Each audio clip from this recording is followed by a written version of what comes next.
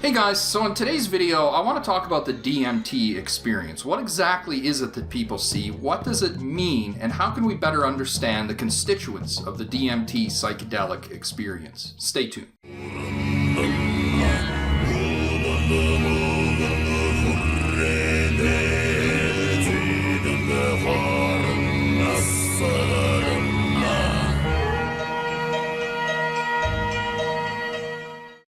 So I was really going through Shaman Oak's series. He posted a series of videos about his journey through DMT, and I found it incredibly fascinating because really he touched on just about every theme I like to visit here on the channel, and he asked questions pertaining specifically to things I've talked about here. So I wanted to go through his experiences to point out where we can actually observe the ideas that I share with you guys, namely the 3 or 4 level constituencies of the nature of mind, as well as the Jungian archetypes. And we're going to be able to see exactly how those archetypes function within the psyche and how we can better understand a way to navigate the contents of the unconscious mind. Now, the first thing I want to point out is the fact that when people use these psychedelic drugs, they almost universally describe some kind of an initial encounter with Aztec deities or gnomes or elves, right? Psychedelic vision. And I had these gnomes kind of... At one point, all these little yellow elves or gnomes run up all along the side of me and just start massaging my legs. And that's what I began to see. I began to see the snake body slowly start slithering by. And as I look around this tunnel, the tunnel is like black snake skin, which I think to myself, that's kind of scary. Like the last one that I had was very strange. Like there was these jesters that were giving me the finger. A face breaks through the air in a big hand. It looks like a big red Aztec, kind of angry looking face, and it comes at me. And it comes at me from here, and it comes to grab my shirt. These are what would have been understood in the ancient world as the nature spirits. These are the spirits which occupy the plants themselves, right? This is really the lowest level of the psychedelic experience, and people who come into contact with these beings will often describe that these beings communicate to them messages or that they relay supernatural information, and in many cases this can be useful. But the problem with nature deities is that our ancestors have figured out over time that you really can't rely on them. Okay, they're kind of mischievous, they have the qualities of a trickster, but you will often see people in the psychedelic trip experience first coming into contact with these gnomes or elves, right? These are the spirits that, St. Paul calls them the stoichion. These are the satyrs, right? These are these lesser deities, devas or asheras of India. These are these lesser deities that are really in some sense responsible for constructing the dreamlike experience of the subjective world. So you have spirits that occupy the water, you have spirits that occupy the earth and different things. And again, we're not talking here in terms of the physical world, okay? We're not talking in terms of spirits occupying molecules of H2O, okay? What we're talking about is this, again, appropriate to the res cogitans. These are constituents of consciousness that occupy aspects of our subjective experience. And in fact, you will, in psychedelic experiences or trip experiences or even dreams, you can have conversations with these beings. You can have a conversation with the ocean. You can have a conversation with the sky, right? This is what ancient people called the gods.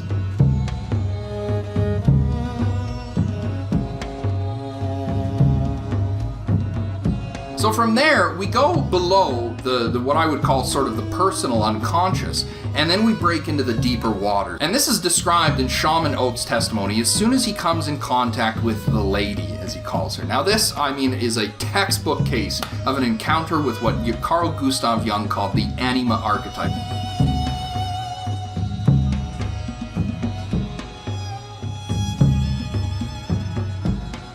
Now, if you're not familiar with this concept, I would recommend you head over and watch my video on that, where this is the feminine aspect of the male psyche. And really, in some sense, her role, at least in some measure, is to contain or construct the entirety of the experience of the dream. She is, if you will, the womb that we perpetually occupy. This is the goddess Parvati within India and within Hinduism, or Shakti, right? It's the womb of the mother goddess.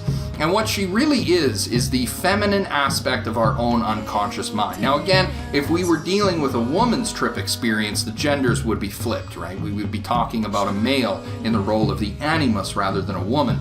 But in the case of Shaman Oaks, what he's encountering is the feminine aspect of his own psyche, which he describes as the lady. Then I felt this female presence. It was kind of like a white ball, misty thing. Eventually the tunnel just gets wider and wider and wider until it opens up into this big canyon. And the first thing I see is another ball of light off in the distance, and I go, holy shit, I remember you from back before I was a human.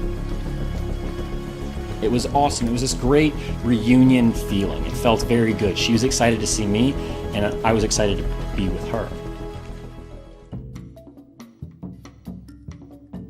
So this experience of knowing her before he was human really refers directly to the experience of the unconscious, right? This is the little infant baby in the womb in the Garden of Eden, if you will, right? Together with the Eve, the anima, the goddess image, the ideal woman. This is the woman that men will project onto lovers. They'll see a beautiful girl and she'll have long dark hair, as he describes, something that, reminds them of this inner image, this inner dreamlike woman, and then they'll project that out onto a woman and say, oh, it's her, it's the one, right? This is this mythic thinking, right? Where we're projecting this aspect of our own psyche. And I love this because he goes so far as to describe that she is, in fact, constructing the dream. It was like she was building this world for us. Like, I didn't feel like I went to a pre-existing place. I felt like as we were going around, she was kind of orchestrating this whole event. She was in control of what I was going to see, and then she just kind of was showing off, just being like, hey, remember this? Oh, want to see this? Hey, this would be really cool. Look at that tower. Yeah, look at that, whatever that is, that entity. Like, isn't that cool? And it was...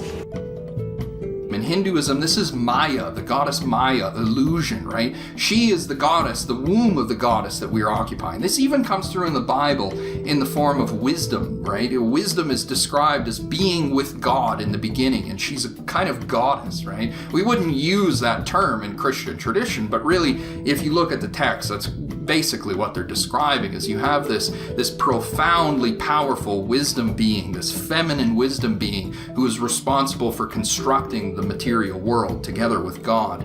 And this woman image is really what we see also echoed in the creation story, God marrying himself to creation. So this is very mythic stuff, right? Where we have to recognize that what he's encountering here is the anima, this inner feminine quality of the psyche.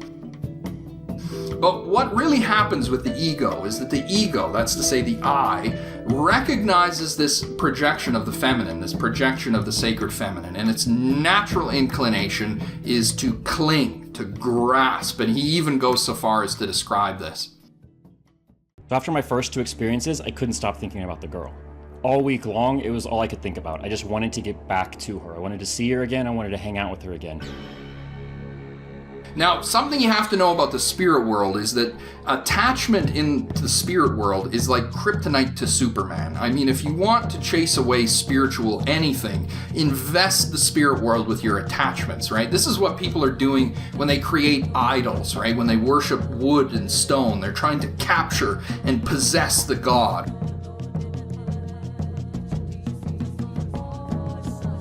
Many Aboriginal Australians and even Native Americans, as well as Hindus, prohibit people from using cameras in sacred spaces. And why is that?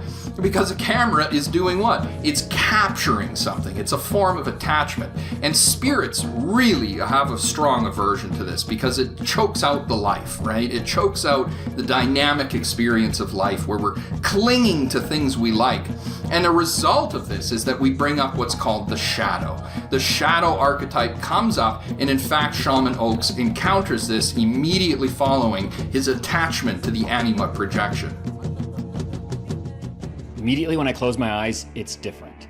Coming into my vision, there is this inky, grayish, red, brown smoke just kind of coming at my face, just kind of coming like this, just kind of being really weird, really dark, kind of angry, but nothing magical, nothing beautiful about it, kind of disgusting. So I keep saying, I want to see the girl. Let me see the girl. Where's the girl? Over and over again, I just keep saying that. And the more I say it, the angrier and the darker and the more kind of violent the smoke gets. So I keep thinking maybe something's wrong with me. So I keep asking for the girl more. Keep asking in different ways. Let me see the girl. Please let me see the girl. I thought maybe if I get kind of demanding, it'll give me the girl. So I'm like, show me the girl. Show me the girl. But the more I say that, the angrier and the darker and the more violent it becomes. After about 10 minutes of this, I just kind of give up. And as I'm laying there, I just think to myself, I wonder if she's a gift. So as soon as I had the thought of maybe she's a gift, all the smoke cleared away and a big bright white light that had kind of warmth to it shone on my face. And it was just my entire field of vision was this white, warm light. I sat there for a few minutes completely dumbfounded. Like how are these experiences so different? Why did it react to my thoughts? Why was it angry? Why did it clear up when I said maybe she's a gift? Like there were so many questions. So you have this black smoke coming up, right? And the black smoke grows threatening as he grows threatening. You notice that, right? And I've talked about this in other videos where the shadow is really the reflection. It's like looking in the mirror of the ego. The ego sees the evil aspects of itself reflected back at it, right? So as Shaman Oaks becomes more insistent, show me the woman, the smoke also grows more violent, more aggressive, right? And as soon as he lets go, he says, maybe the woman is a gift. He lets go, the shadow dissipates. This is a lesson on attachment, right? That you cannot cling. This is fundamental to every great religious discipline. Do not cling, okay? Do not hold on. Do not grasp, do not possess. You know, as Christ says, sell everything you own and give it to the poor. As Buddha says, attachment is the cause of all suffering, right? If we cling to the things we own, we invariably conjure up these demons, right? So that's how to get past it. You know, let go, move through the experience. And Shaman Oaks does exactly that.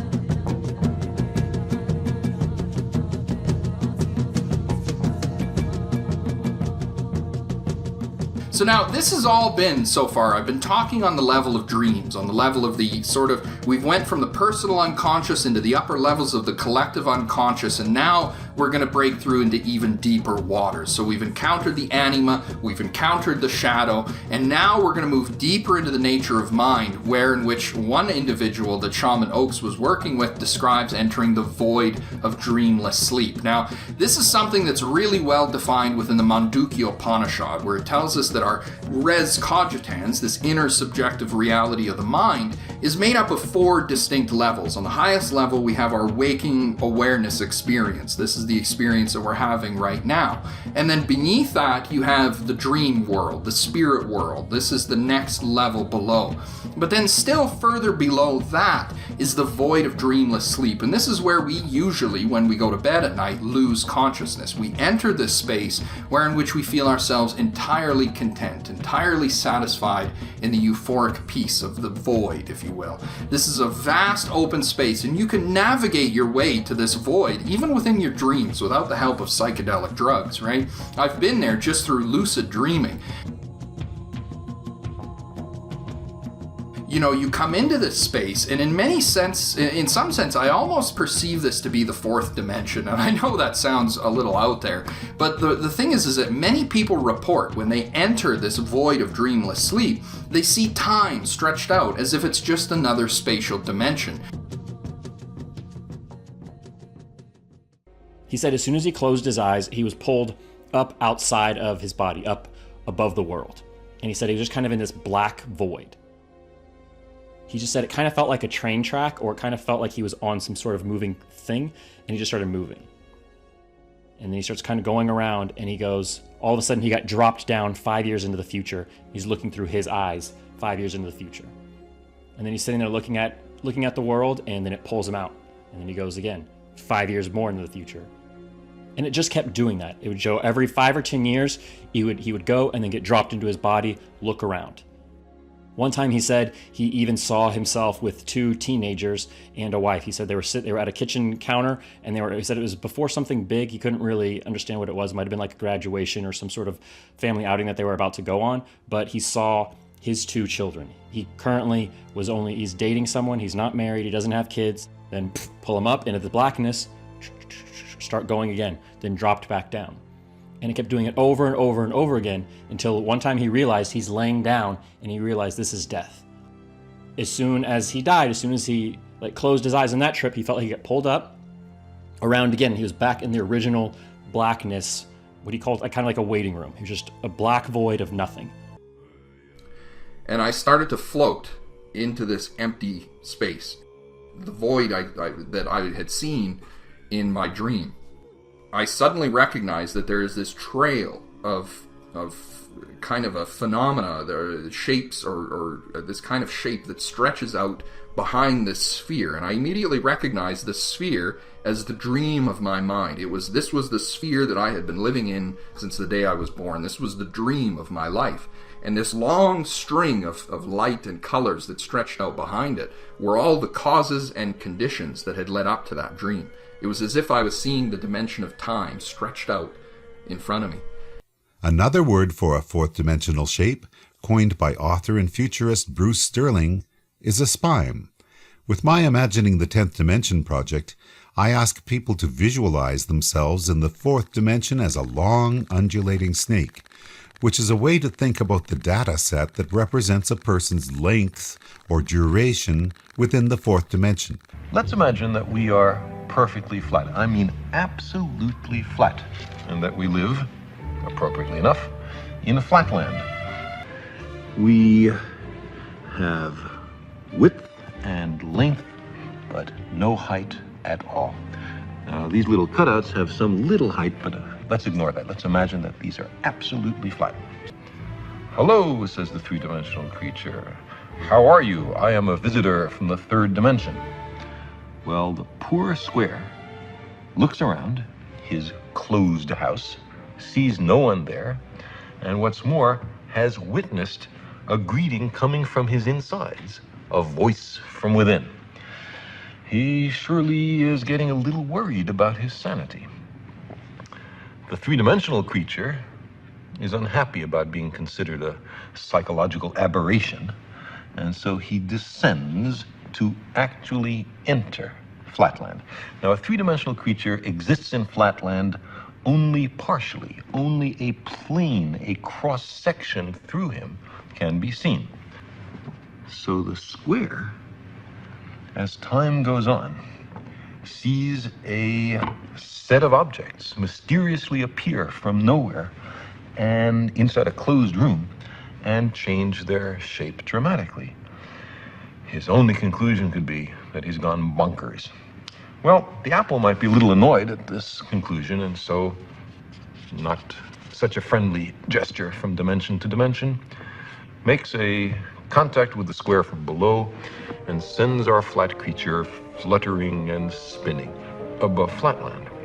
At first, the square has no idea what's happening. He's terribly confused. This is utterly outside his experience. But after a while, he comes to realize that he is seeing inside closed rooms in flatland. He is looking inside his fellow flat creatures. He is seeing flatland from a perspective no one has ever seen it before to his knowledge. Getting into another dimension provides as an incidental benefit a kind of X-ray vision.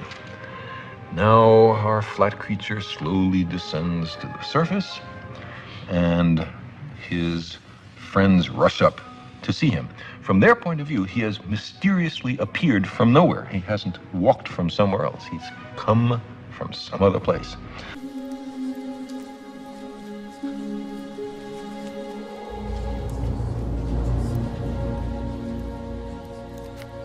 Peace be unto you.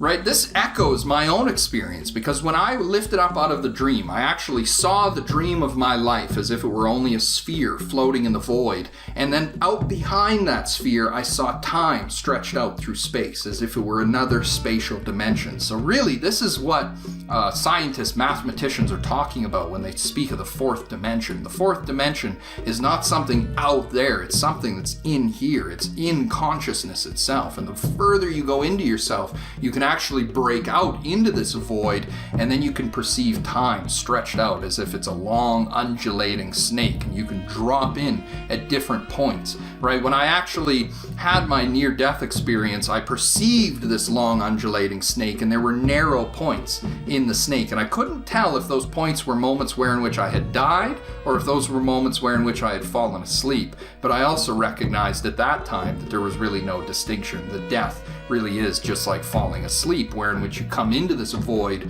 of dreamless sleep and you perceive the nature of mind as if it's a massive amphitheater.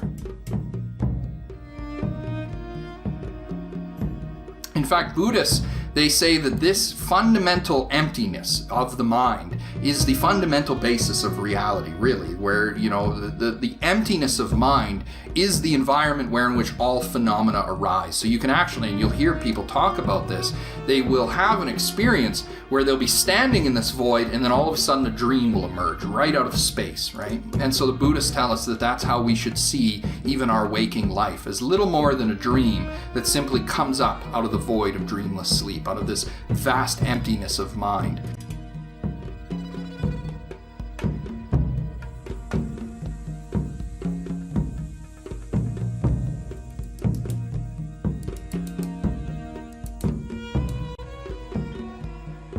Now, beyond that, right, we go still further, and the Mandukya Upanishad describes that we will encounter Brahman, God, right, this transcendental consciousness that reveals itself as a luminous presence of light. In Eastern Orthodox Christianity, they call this the Tabor light. This is the light that descended around Christ when he was transfigured. This was the light that lived in the kavod of God's burning presence. This was the light that emanates from the white light that people describe during near-death experiences, something the Tibetan Buddhists call the Dharmakaya, right? This is the real source of consciousness, right?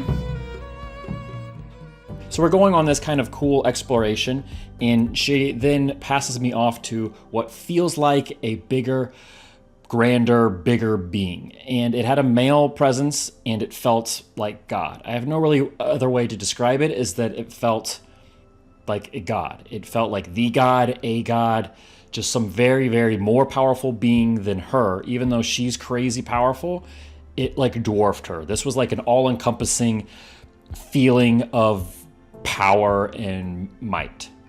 It's very fatherly in a way. It was kind of like a really big brother. It was like he just kind of put his arm around me, but metaphorically speaking, and was like, I'm gonna show you some shit.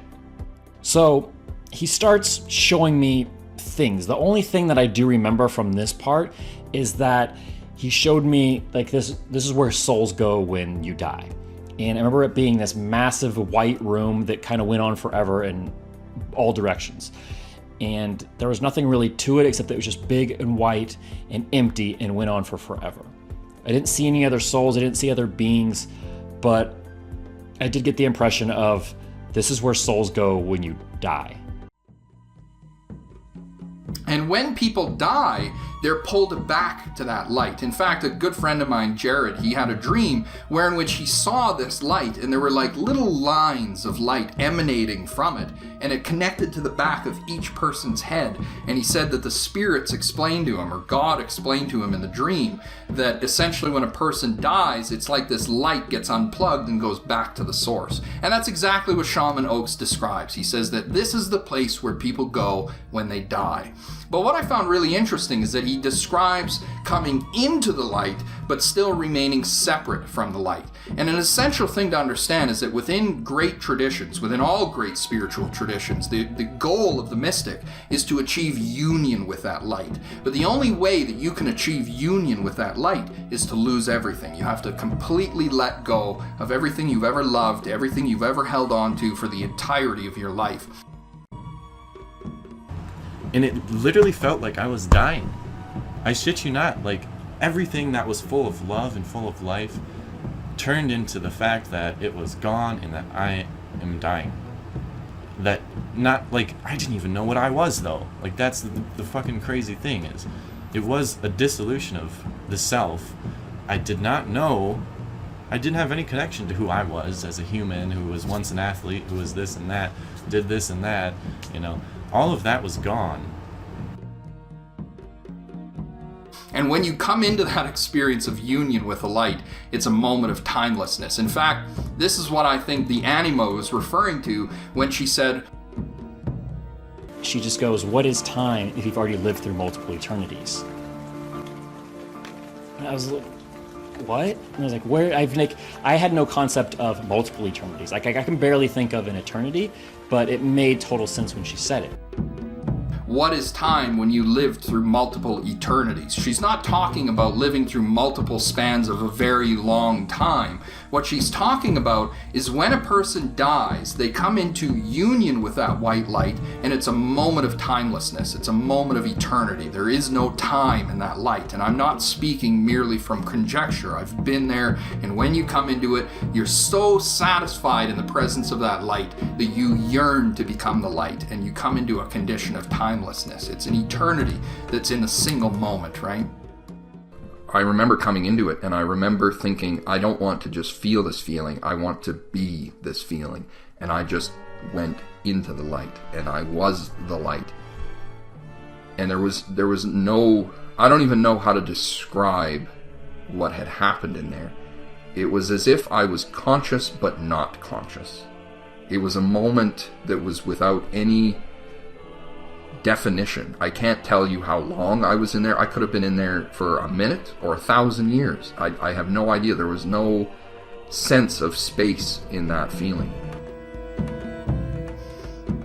As William Blake says, to see a universe in a grain of sand, or eternity in an hour, right? This is really what's being described. It's a mystical experience of time. And in the spirit world, time gets all fuzzy.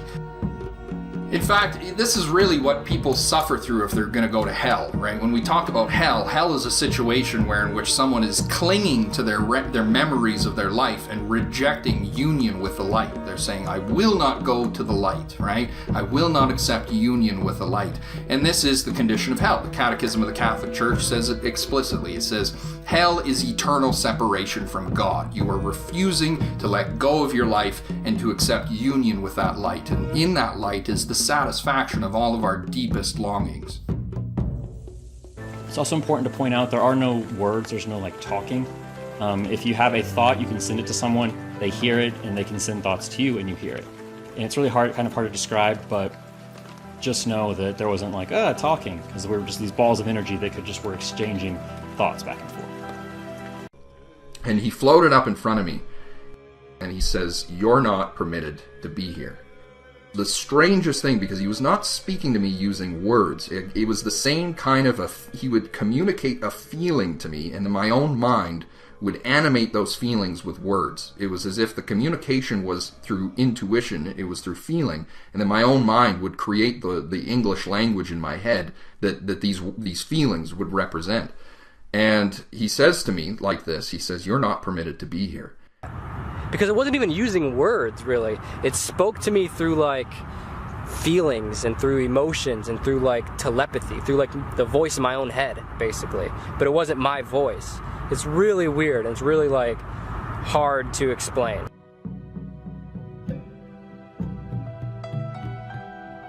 Now, this light really constitutes also the source of the third fundamental archetype of the collective unconscious, and this really represents the bottom of the unconscious mind. This is the root of our being, and this is the being that we really refer to as God, right? This is when the white light assumes for itself a personality. And one of the things I really love is that Shaman Oaks, people asked him, well, what does God look like? A lot of people in the last video were asking me what God looked like, and I feel like that was an important thing that I kind of left out. So I didn't actually ever see him. It was just this feeling of being surrounded by a sound or being surrounded by a presence. It was like if you could hear a voice, a very powerful, deep voice, but coming from every angle. So like just, it's like you're in the middle of the sound. And I just kind of moved along with him. And I say him, it was like a masculine energy. I'm not saying it was a dude. So like I said, I never actually saw him. I was just in his presence. So it was like I was a part of him, but I was also at the same time separate. I don't remember him showing me. Well, I remember him showing me things and telling me a lot of things. Telling me a lot of like really profound mysteries of the world, and he made a lot of stuff make sense. And I just remember coming out of the trip felt like I had just gotten downloaded with all this information of all these secrets, and I was so excited to tell the world about it. But then, like I said in the other video, it's gone. As soon as you come out of it, you're grasping for it. You're like, well, I want to keep that. And it was gone. And his answer is that God didn't look like anything, which, by the way, is the right answer. Okay, right? People want to personify God. They want to anthropomorphize God as if he's a guy, as if he's a guy on a throne sitting in the sky. I mean, that's a gross misuse of the transcendental nature of the divine, right? God is spirit, Christ tells us, or as the Upanishads say it, the breath of life is the consciousness of life, and the consciousness of life is Brahman, right? So God is consciousness. God is the light which is shining through your eyes and listening through your ears. So God is not a person in the way of a guy on a throne in the sky. Thinking in this way is idolatrous and really kind of pagan, right? It's like thinking in terms of Zeus. But God can reveal himself in a variety of different forms. I mean, as the scriptures say, he will be whatever he chooses to be. But essentially what we really want to focus on is the fact that God is consciousness. He is the source of life, and he is this great cosmic dreamer, as the Hindus say. He's the one responsible for maintaining the show, if you will.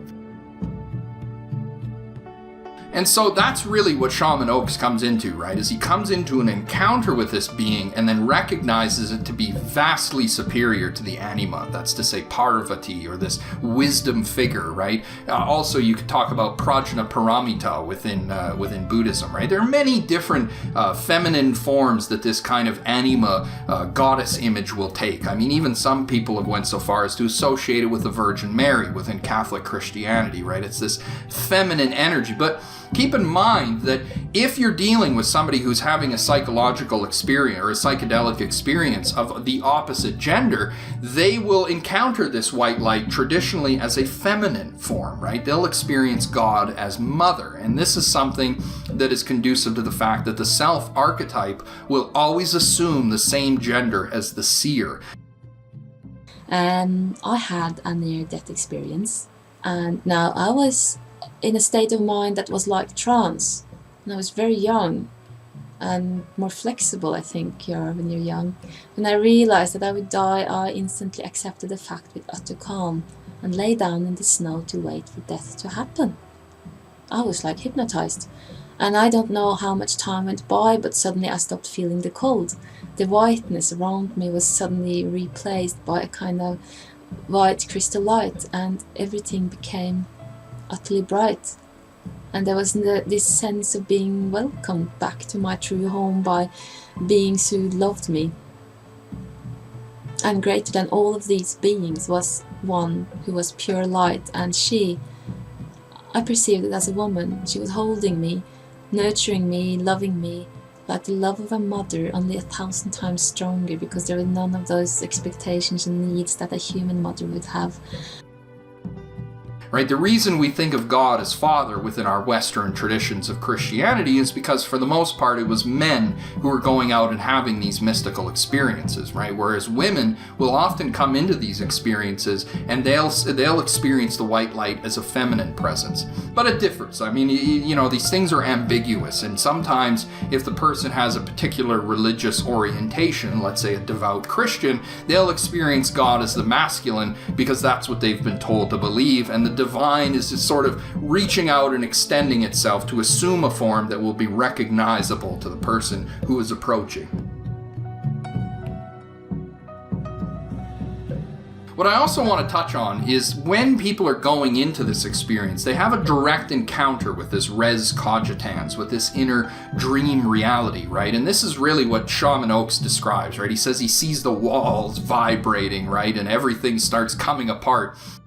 The walls and the ceiling started to vibrate, started to feel like they were pushing away from me. I felt like at any minute, reality as I knew it could just break apart. As soon as I close my eyes, I'm outside of my body, and my body starts to fold in on itself. From the top of my head, it starts going folding this way, and legs start folding up until it collapses on the middle, and I'm a ball of white light. This is the fact that the dream is dismantling. This is really what the Bible is talking about when it talks about an apocalypse, right? It says the sun will turn black and the moon will turn to blood and the earth's elements will melt with fire, right? This is calling into mind that when we die, the dream of our life, it begins to dismantle, right? There's no longer a brain there controlling the simulation. And so you're still seeing the room, you're still seeing reality as it was 5 minutes ago, but now all of a sudden you don't have a system, a scaffolding to keep that thing in place, and the mind just starts coming apart. You know, the walls fall over, the sky rolls up like a scroll, and the ground falls out from underneath you, and you're standing in a vast open void, right? In fact, this is something, you know, if you go into a mystical experience, you can watch happen. I was sitting there meditating and I watched the room just go, it was like, oh, well, that wasn't real. Oh, that thing I've been living in for the last, 25 years, well, I guess that was all just a dream, right? This is incredibly traumatic to the psyche, right? Because we've trained ourselves to think of the world as a real and objective thing. Immediately I start to feel it come on, and it comes on really strong. I keep my eyes open this time, and I look out the window of my patio. And we have these really tall green trees or bushes, I don't know what they're considered, and all of a sudden they turn into eyes. They turn into an Alex Gray painting. It was really cool. I was really happy to see it, and I'm like, all right, here we go. It actually reminds me of the Bible. You know, many of the prophets would see the angels and they'd say that, oh, they're covered in eyes, right? Eyes, head to toe. So it's kind of amusing how Christians have such a firm aversion towards psychedelic drugs when really the visions of the prophets sound just like a psychedelic drug trip, right? But the prophets were not using drugs. What they were doing was fasting and isolating themselves. In Hebrew, hitboded, right? They were going into the wilderness, isolating themselves, and through a process of fasting, dehydration, and sensory deprivation, they were putting themselves into these states of mind and really allowing themselves to enter these states of mind with a much more aggressive effectiveness because they're coming into the space already primed for death. I mean, they haven't eaten for 4 days, they haven't drank anything for 2-3 days, right? They're dehydrated, they're tired. Right, carries them right in. This is why the Abrahamic religions look so mystically to the desert, right? Because the mystics would go off into the desert, they would eat nothing, drink nothing, fast and pray in isolation in a cave, and then all of a sudden, bing, right? The vision comes and the dream-like experience of reality takes over.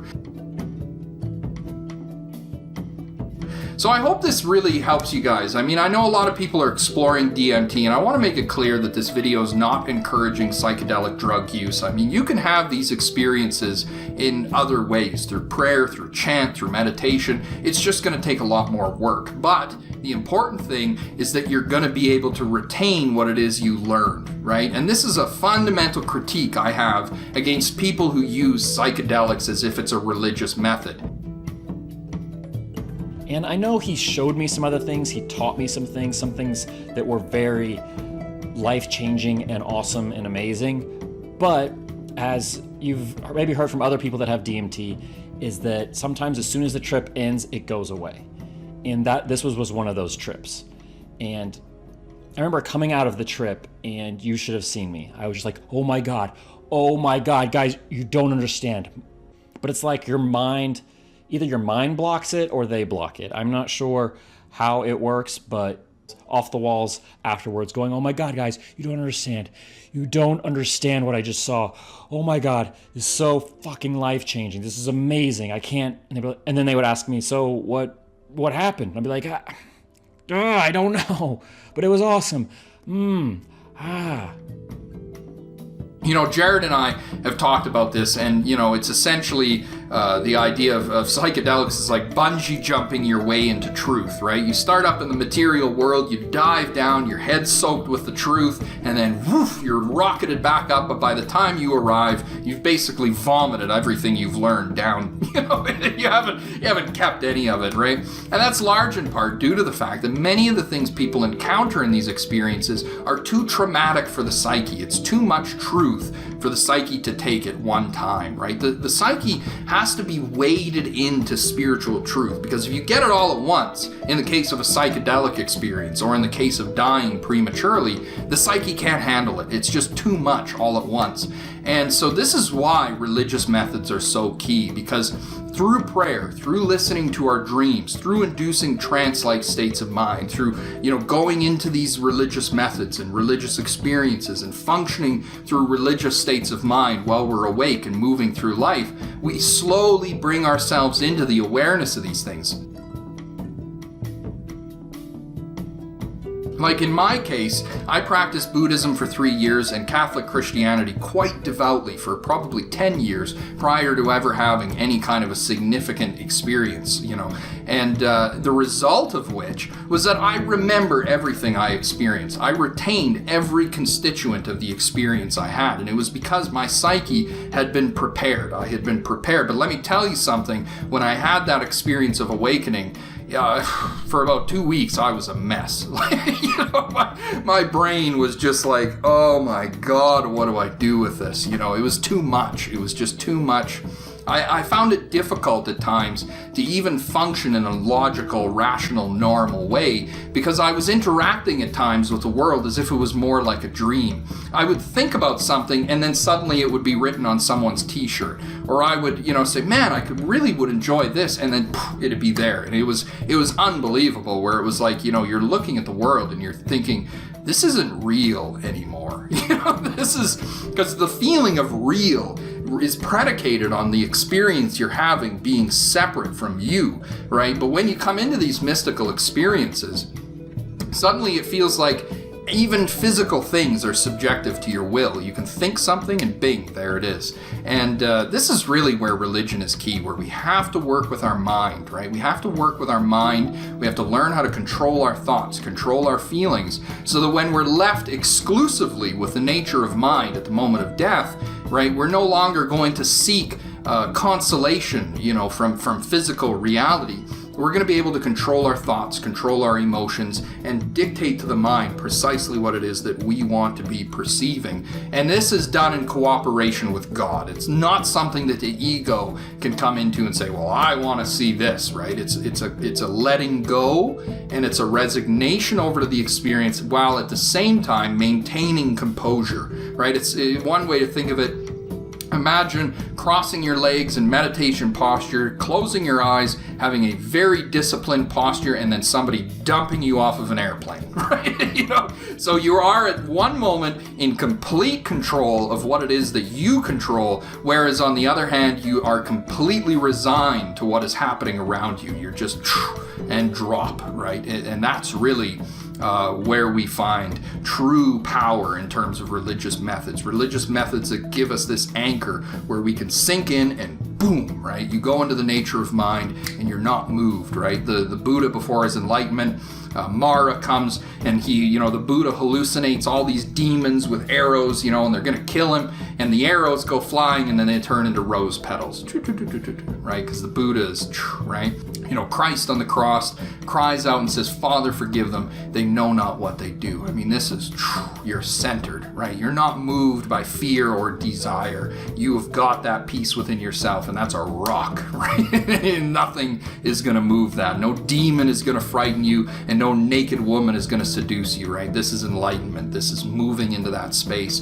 And so people who use psychedelic drugs, right, without knowing these things, without first being taught religious methods, is sort of like somebody just sort of bungee jumping into the spirit world, and they don't really know what the hell's going to happen. They don't know what to do when they get there. They're just, bing, oh, I'm here, and then they're, right? And sometimes it drives people crazy. Sometimes they go crazy. They throw themselves off roofs. They think the world's a dream. I mean, hell, even I did. I threw myself down a staircase during my LSD experience, right?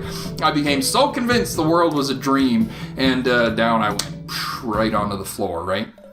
So this is, this video is an examination of the DMT experience, but it's also a word of warning, right? If you're not practicing religious methods, but you still think you're qualified to go into these experiences, well, by all means, right? You may do just fine, and many people do. But don't be surprised if you have experiences that you can't remember and you can't retain and that are lost to consciousness. You may remember them for a while, but then the mind will actually put these things down because it's too much. It's too much truth. It's too much reality for you to digest at that time. And so really, I think the psychedelic experience is a better teaser. It's a good foretaste. It introduces people to how these things are real, why they're important. But I would really encourage people to not rely on psychedelic drugs, right? Because it really does not always represent a source of insight. And it's always colored by the influence of these other beings, these plant spirits, these lesser deities, right? You've got to first get past them, and you're never entirely sure whether or not what you're seeing is just an illusion concocted by these, sometimes trickster deities, or if in fact you aren't breaking through into that higher dimensional reality. I really have concerns about that because, people will use psychedelics and they say, oh, the mushroom told me, A good friend of mine actually, he said he was on mushrooms and he went out into the woods and he made a promise to the spirit of the mushroom. The spirit of the mushroom said, if you do this and that, I'll do these things. I'll give you a wife, I'll give you children, blah, blah, blah. And he made some agreement with this spirit, but then can't remember what it was, right? So how is he supposed to hold up his end of the agreement if he doesn't even remember what the agreement was, right? This is dangerous, right? You're playing with fire and you're going to get burnt. I mean, that's the short of it, right? But it also can, I guess, and I want to point that out. It represents a great opportunity to gain a foretaste, to gain a sense of these things before going into it 110% for yourself. Maybe you're saying, well, I don't know about religion. I think it's all bullocks. Well, smoke this and then you can tell me, right? That's a good opportunity, right? I mean, the atheists, I have a good friend of mine, he's a firm atheist. He smoked DMT. You could tell he was disheveled. He walked around in a haze. And just by looking at him, I could tell that he was consciously suppressing everything about that experience. His brain, if you think of the brain as being little elves in there, man, they were just pushing that crap down, right? Like, it was too much, right? Even the fact that world exists was too much for him. And I can just imagine an atheist, smoking DMT, coming into this experience, someone who has this materialistic mentality, and they're suppressing it before it's even begun. That's another thing I've seen. They'll come in and you can see the look on their face. They're like, I've got to defend myself, right? Well, I mean, it's like building a wall and then trying to invite someone to break it down. It doesn't make any sense, right? So these kinds of experiences can be useful in that sense. It can really bust the ego open and open you up to this inner cosmic reality of the mind itself. But it also carries with it a lot of risks. So I hope this serves to just help you understand this experience.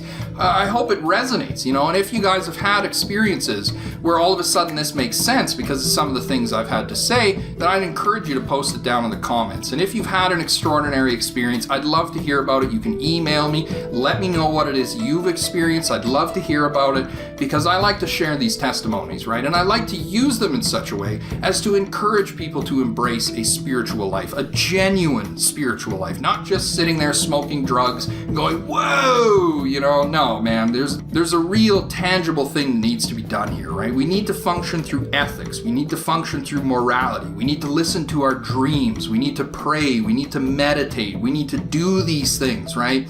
It's not a matter of just bungee jumping into the spirit world and going, bro, I'm enlightened, man. No. Okay, the Buddha tells us one of the fundamental constituents of achieving enlightenment is that you're able to retain the state of mind you've achieved. So if you're going into the state of mind and then losing it 10 minutes later, you're not enlightened, okay? You've maybe had an experience of enlightenment, you've tasted enlightenment, but just as quickly as it was there, it's gone. And how do we retain it? How do we bring these things up in such a way that we can hold on to them and make it a fundamental constituent of our life?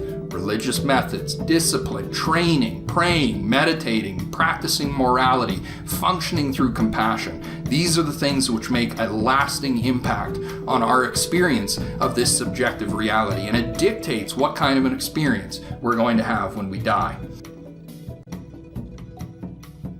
I encourage you guys to like, subscribe, and share. Be sure to hit that notification bell so you know when I come out with new content. And as always, thanks for watching.